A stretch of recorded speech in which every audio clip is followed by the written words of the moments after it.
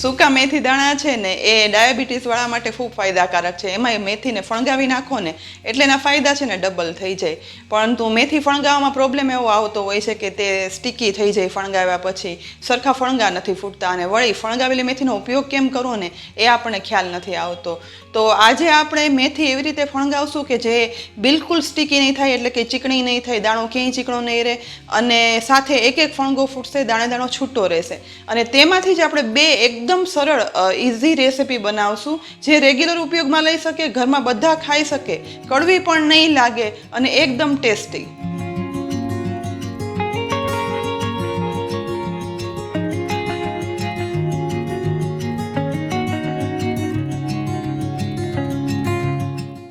મેથીના દાણા ફણગાવવા માટે આજના વિડીયોમાંની દરેક માહિતી ફોલો કરીએ ને તો ફણગાવેલી મેથી દાણા બિલકુલ ચીકણા ના થતાં દાણે દાણો છૂટો ફણગાવાઈ જશે. અહીં અડધો કપ સૂકી મેથી દાણા લેવાના છે. એક પોળા બાઉલમાં મેથી દાણા ઉમેરી દઈએ. તેમાં મેથી ડૂબે ને એટલું પાણી ઉમેરી અને મેથીને એકદમ ઘસી અને સાફ કરી લેવાની છે. પલાળ્યા પહેલાં જ આ રીતે પાણીમાં ઘસી અને સાફ કરવાથી તે પલળશે ને ત્યારે જ શરૂઆતમાં જ તેમાં ચીકાશ ઓછી થતી જશે.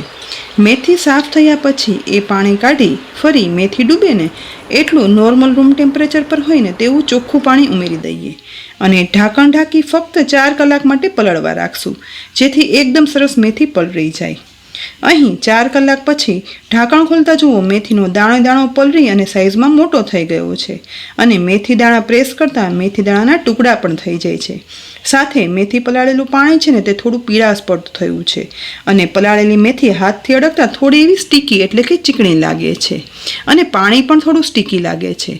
તો સૌથી પહેલાં આ જ પાણીમાં આ પલાળેલી મેથીને ઘસી અને સાફ કરવાની છે, જેથી મેથીની ચીકાશ છે ને તે થોડી માત્રામાં ઓછી થઈ જશે. હવે ડાર્ક યેલો થયેલું પાણી છે ને તે મેથીમાંથી કાઢી લેવાનું.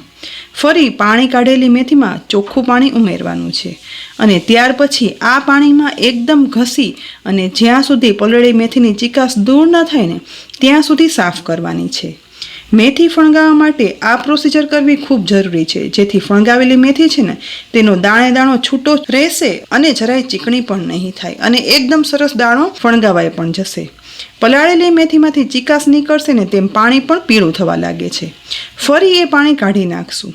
આ રીતે જ્યાં સુધી પલાળેલી મેથીમાંથી સ્ટીકીનેસ દૂર કરવા માટે 2 થી 3 વખત પાણી બદલાવ્યા પછી હવે મેથી ચીકણી ન લાગે ને ત્યારે એક બાઉલ પર ગળણી રાખી એક કોટન અથવા મલમલનું કાપડ રાખી તેમાં પલાળી અને સાફ કરેલી મેથી દાણા છે ને તે ઉમેરી દેવાના છે.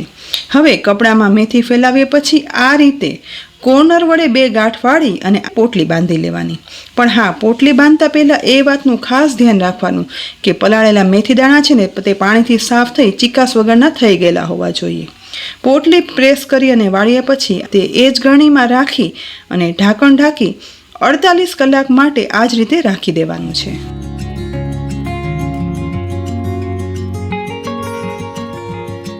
લગભગ 2 દિવસ પછી મેથીની પોટલીનો કાપડની ગાંઠ ખોલી અને જોશું. જુઓ, પોટલી ખોલતા જ મેથીનો દાણે દાણામાં કેટલા લાંબા ફણગા ફૂટી અને બહાર આવ્યા છે, જાણે ફણગાવેલા મગ હોય ને એવા જ. અને હાથમાં લેતા અહીં ફણગા ફૂટી દાણે દાણો છૂટો રહ્યો છે, અને હાથ બિલકુલ ચીપકતા નથી. ઘણાએ મને એવી પણ જાણકારી આપી હતી કે પોટલીમાં ફણગાવા રાખેલી મેથીની પોટલીને પણ 24 કલાક પછી ખોલી ફરીથી મેથીને ચોખ્ખા પાણીથી સાફ કરવી, જેથી મેથીમાંથી ચીકાશ જતી રહે. પણ સાચું કહું ને તો પલાળેલી મેથીને એકદમ સરસ 2 થી 3 વખત પાણીથી બદલાવી અને સાફ કરી હોય ને તો પછી એક જ વખત પોટલીમાં બાંધ્યા પછી ડાયરેક્ટ 48 કલાક પછી મેં પોટલી ખોલી છે, અને અહીં તમે જોઈ શકો છો કે બિલકુલ ચીકાશ વગર દાણે દાણો મેથીમાં લાંબા ફણગા ફૂટ્યા છે. બસ આ જ રીત ફોલો કરી અને ઘરમાં બિલકુલ સરળતાથી આવી મેથી ફણગાવી શકાય છે, જેથી મેથીના ગુણો છે ને તે અનેક ગણા વધી જાય અને તેના અનેક ગણા ફાયદા પણ મળે. વળી આ ફણગાવેલી મેથી સ્વાદમાં ચાખશો ને તો બિલકુલ કડવી ના લાગતા ફણગાવેલા મગ જેવી લાગશે.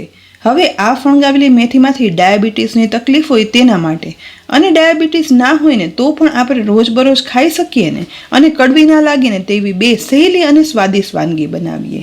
તો ફણગાવેલી મેથીમાંથી પહેલી વાનગી બનાવવા માટે 1 વાટકી ફણગાવેલી મેથી એક પોળા બાઉલમાં ઉમેરીએ.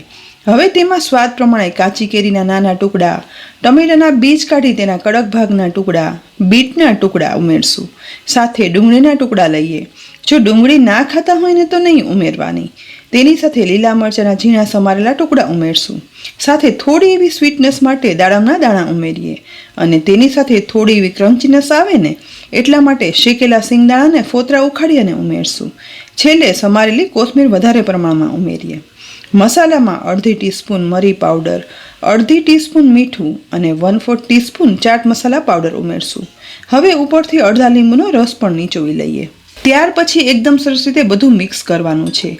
આજે પહેલી વાનગીમાં એકદમ ટેસ્ટી અને ક્રન્ચી ફણગાવેલી મેથીનો સ્વાદિષ્ટ સલાડ બનાવ્યો છે, જે ડાયાબિટીસની તકલીફ માટે તો ઉત્તમ છે જ, સાથે મેટાબોલિઝમ મેન્ટેન કરી વજન ઘટાડવું હોય ને તો તેના માટે તો ખૂબ આશીર્વાદરૂપ છે અને કોઈ પણ તકલીફ ના હોય ને તો પણ રોજબરોજ ઉપયોગમાં લઈ શકાય તેવું આ ફણગાવેલી મેથીનું સલાડ છે ને તે સ્વાદમાં જરાય કડવું ના લાગતા ફણગાવેલા મગના સલાડ જેવું લાગશે અને ઘરમાં બધાને ભાવશે જ.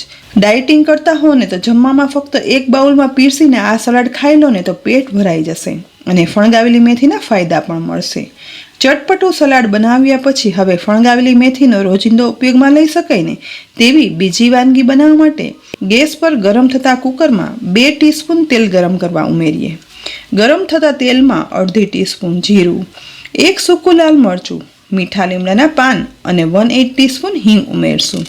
સાથે 2 થી 3 કળી લસણના ટુકડા ઉમેરી વઘારને સાતળશું. તુરંત જ વઘારમાં લસણ સતરાવાની સુગંધ સાથે ગુલાબી બ્રાઉન થઈ જાય ને એટલે તેમાં એક ઝીણી સમારેલી ડુંગળી ઉમેરી દઈએ અને તેને સાતળવાની છે. માત્ર અડધી મિનિટ ડુંગળી સતરાઈને સહેજ એવી સોફ્ટ થઈ જાય ને એટલે તેમાં લીલા મરચાંના ટુકડા ઉમેરી સાથે 1 બાઉલ ફણગાવેલી મેથી ઉમેરી દેવાની છે. મસાલામાં અડધી ટીસ્પૂન લાલ મરચું પાવડર, 1/4 ટીસ્પૂન હળદર પાવડર, અડધી ટીસ્પૂન ધાણા જીરું પાવડર અને અડધી ટીસ્પૂન મીઠું ઉમેરી બધું એકદમ સરસ રીતે ધીરા ગેસે મિક્સ કરી લઈએ.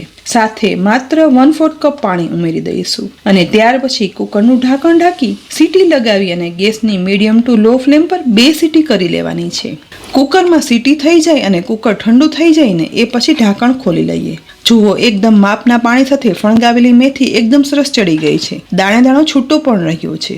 મિક્સ કર્યા પછી મેથીનો દાણો પ્રેસ કરતા તે સોફ્ટ થઈ અને ચડી ગયો છે. અહીં આપણે ફણગાવેલી મેથીનું કોરું શાક બનાવ્યું છે. જો પસંદ હોય ને તો ચડવા સમયે વધારે પાણી ઉમેરીએ તો રસાવાળું શાક પણ બનાવી શકાય છે. પણ માત્ર મેથીની મૂળભૂત સહેજ જેવી કડવાશ સાથે આ શાક એટલું બધું સ્વાદિષ્ટ બને છે ને કે આ શાક એકલું પણ ખાઈએ ને તો પણ એટલું જ ભાવે અને રોટલી, ભાખરી કે રોટલા સાથે ખાવ ને તો ખૂબ જ મજા આવી જાય. તો ફ્રેન્ડ્સ, આજે આપણે બિલકુલ ચીકણી પણ ના થાય અને કડવી પણ ના લાગે ને એ રીતે મેથી ફણગાવવાની એકદમ સરળ રીત જોઈ અને તેની સાથે ફણગાવેલી મેથીમાંથી 2 સ્વાદિષ્ટ અને સહેલી વાનગીઓ બનાવી. તમને આ મેથી ફણગાવવાની રીત સાથે બંને વાનગી ઉપયોગી લાગી કે નહીં તે કોમેન્ટ બોક્સમાં લખી અને જરૂરથી કહેજો. સાથે જ ઉપયોગી રેસીપી લાગી હોય ને તો લાઇક કરી અને શેર કરજો અને અમારી યુટ્યુબ ચેનલ સબસ્ક્રાઈબ કરી અમારા ફેસબુક પેજને ફોલો કરી લેજો, જેથી આવી અનેક ઉપયોગી રેસીપીના અપડેટ્સ તમને તુરંત જ મળે. ફરી મળશું ટેસ્ટી અને ઉપયોગી રેસીપી સાથે. ત્યાં સુધી આવજો.